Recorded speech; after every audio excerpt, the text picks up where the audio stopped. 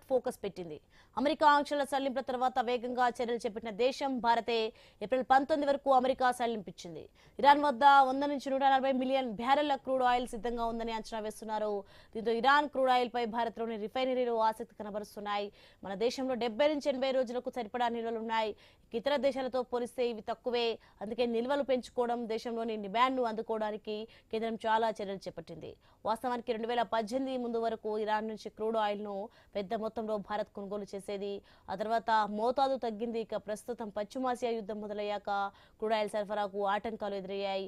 ఈ తరుణంలో ఇరాన్ నుంచి క్రూడ్ ఆయిల్ దక్కితే భారత్ కు ఊరటగా భావిస్తున్నారు. రష్యా, ఇరాన్ క్రూడ్ ఆయిల్తో భారత్ నిల్వలు పెంచుకోవడంతో పాటు గట్టెక్కుతుందని అభిప్రాయపడుతున్నారు.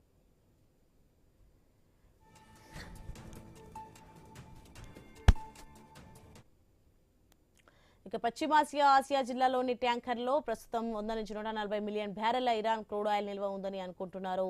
ఇరాన్ మాత్రం ప్రపంచ మార్కెట్లకు సరఫరా చేయడానికి తమ వద్ద అదనపు క్రూడ్ ఆయిల్ అందుబాటులో లేదని చెబుతోంది. కాకపోతే ఇరాన్ ఆయిల్ రవాణా, చెల్లింపులు, షాడో ఫ్లీట్ అనే పాత ట్యాంకర్ వినియోగంపై నేటికి అనిశ్చితి ఉంది. అందుకే మన రిఫైనరీలు ఇరాన్ క్రూడ్ ఆయిల్ కొనుగోలుపై ఆచితూచి వ్యవహరిస్తున్నాయని కూడా పేర్కొంటున్నారు.